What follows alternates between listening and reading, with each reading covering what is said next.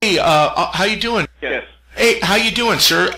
Good. As a matter of fact, I was directed to you because you're the trainer for the region, and Okay. and I just had a few questions. I don't know if you know who. He's the one who directed me to. Hopefully, you can answer a few of my questions for my story that I'm doing. I do. Huh? Okay. Right. I'll try to. Okay, thank you. Okay, so what I'm doing is I'm writing a story about different homeland securities in different states, Colorado, and Connecticut, and a few others. So I just wanted to get some understanding about your the DEMHS there in Connecticut. And Okay. The person that you want to be talking to with this is a Scott DeVico. okay. Um, Well, this is about training, about trainers. I've already looked you up. yeah, he's our public information guy. Okay. He's really kind of the guy that you want to be talking to. Hang on one second, I'll get you a phone number. Okay.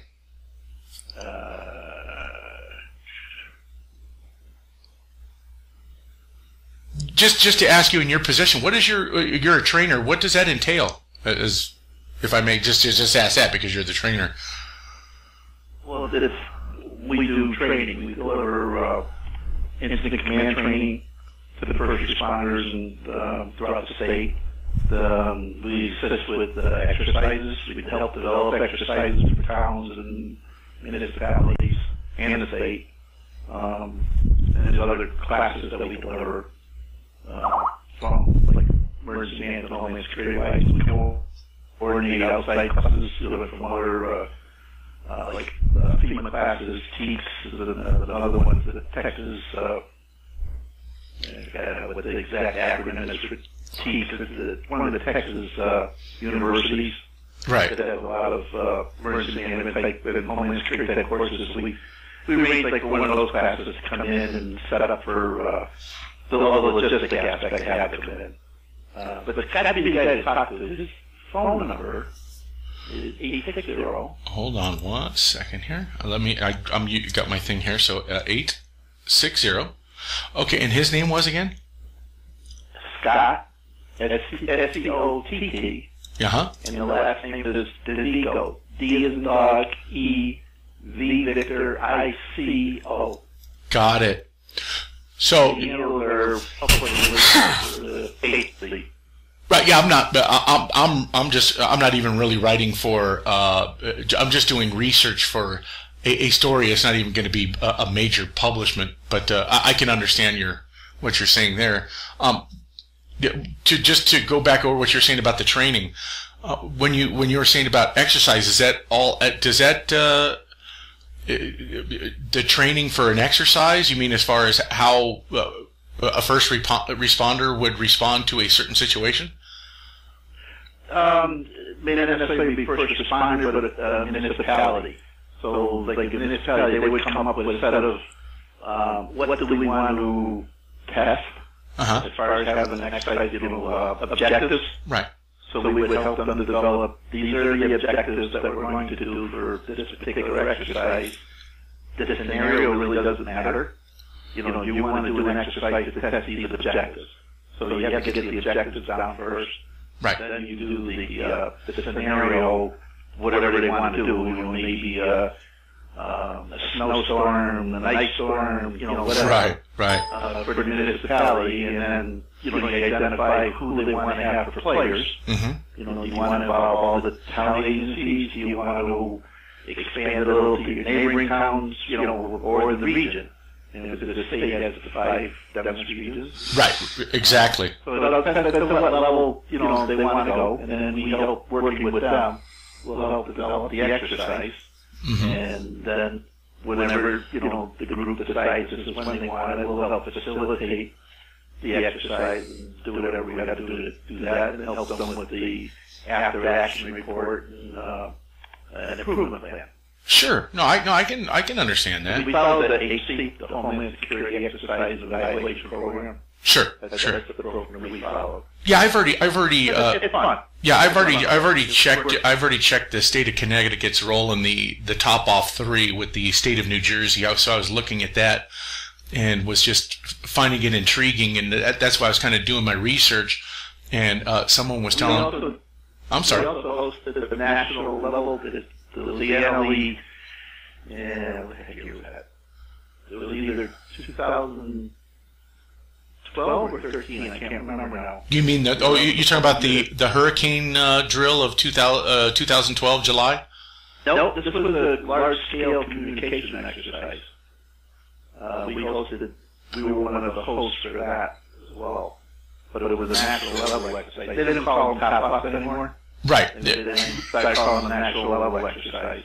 When did they go to Capstone? Do you know?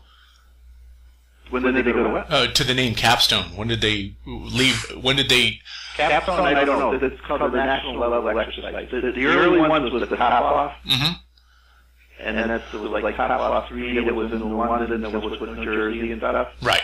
But they since changed the name of the national exercise to NLE, or National Level Exercise. Right. But the one we had, that one we had with communication, and I can't remember if that was 12 or 13.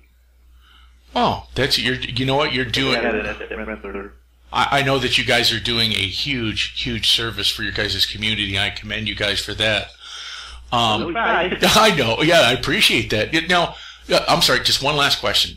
Now, would you say that your role pretty much as a trainer is primarily for exercise purposes?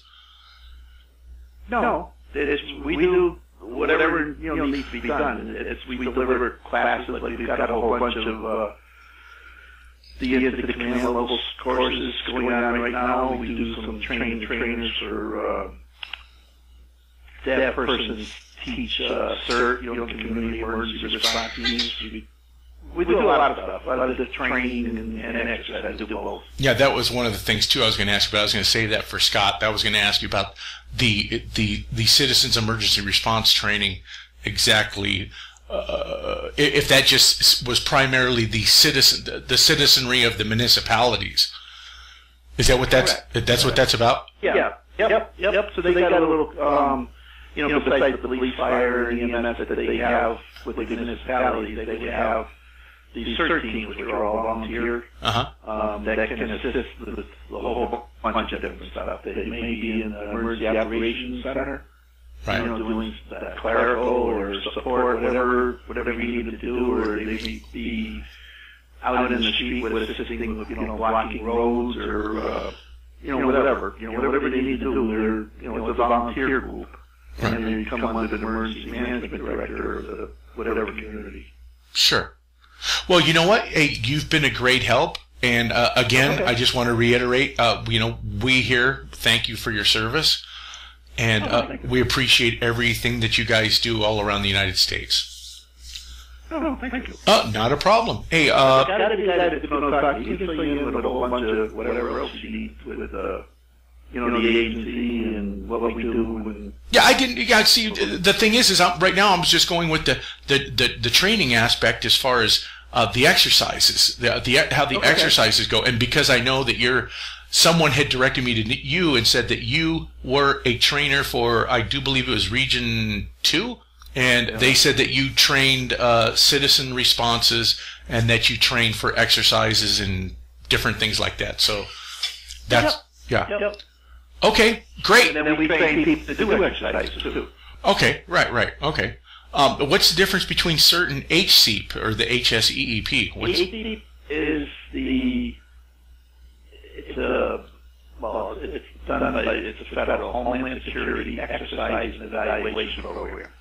That's basically tabletop exercises, functional exercises, leading up to a full-scale exercise. It's drills, seminars, workshops, how to do those, how that fits into the overall training program, if you will, for a town, let's say, so that they would start with some seminars, maybe on their local emergency operation plan, they have a seminar or something along those lines, and they would build up, and then they would do a tabletop exercise. Then you have an after action. You may have an improvement plan. There's identified some weaknesses in their, maybe in their plan or something. So they tweak the plan, and then they may move to a functional exercise, which there's no actual what's called boots on the ground. Mm-hmm. You know, maybe people sitting in a room and you feed them injects. Right. Oh, injections. Right. Well, they would have to react to the inject. Right. You may call it Mrs. Jones just called it the bridge out, or the car broke down, or they're stuck in their house, or whatever. Right. And how do they handle that? So there's no actual boots on the ground, but yet they're working. Right. The exercises, and then you'll build up eventually to a full-scale exercise where you would get injected, which physically boots on the ground. You're moving apparatus, moving cars, whatever, reacting to an exercise. It's like a large-scale drill. Yeah. And then you start the process all over again. You come up with an after-action plan and an improvement plan, and then you tweak, fix some things. Part of the after-action may be everything worked according to plan, and it's a good thing. And it's a continuous cycle. When you say tabletop, now these exercises, is there do you have certain exercises that's just a municipality, or do you have some that will just be like a couple surrounding regions, or is it like an exercise for the whole state? Do you know? Yes. So all of the above. Oh, so whatever they're looking for. Whichever one they're looking for. So it being just like a couple regions wouldn't be out of the ordinary. No. You could do that. You could do just the local municipality. You could do the municipality plus the surrounding towns. You can do the region. I'm a trainer for region before. So we got 41 towns and the 2 tribal nations. You could do the exercise which we've done just for the region, or you could do multiple regions, whatever they are looking for to happen. We can involve with, we do. Oh, okay. Well, what I'm working with them too. So sure. We just don't do it by ourselves. It's you, because if you don't have local buy-in and they're part of the planning process, you kind of miss a whole lot. So. Okay. Well, I know you're a busy guy. I don't know what local buy-in is, but I know that I'm sure. The local buy-in would be if you're Town A, and if they're not part of the planning process, and somebody else is just doing the whole thing for them, you don't get the commitment, if you will, from the different agencies. I wouldn't tell the police how to do something, I wouldn't tell the fire how to do something. So if you have something from the police and the fire on the planning, the exercise development is more geared toward what they can feed back to their agencies. So you got the buy-in, is what we call it. So as part of the exercise, there'll be injects that are specific to something that the police have to do, something that the fire have to do, or different town agencies or whatever. But that's what we're talking with buy-in. It's somebody from the agency runs the planning. Right. Nobody feels left out. Right. I got you. Hey, you know what? You've been a great help, and I'm going to also pick up with Scott DeVico, Mr. DeVico, and see what further I can get with him. And, great. Hey, I appreciate it again. Great service, and you have yourself a good day.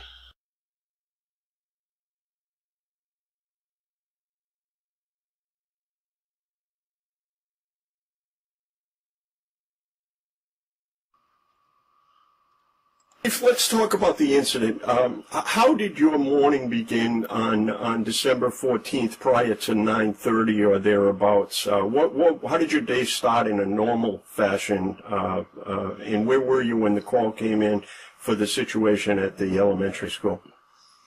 Okay, well, as I told you I'm doing today, I was doing the same thing last year. I had taken every Friday off to burn up some vacation time. I just called for Bill Halstead. I have a question for you.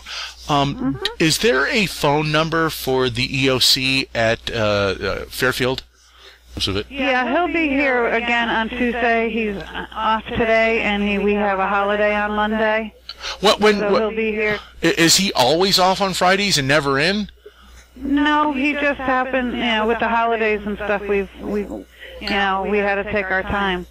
So we had to take our time before the holidays, and this just happens to be a personal day for him. Okay, so usually he's work on Fridays. It's just this weekend he's off. Correct. Okay. All right. Yeah, he works. His hours are Monday through Friday. You know, he's 7 to 3:30. 7 to 3:30. Okay. All right. Great. Okay. I much appreciate it. Thank you very much.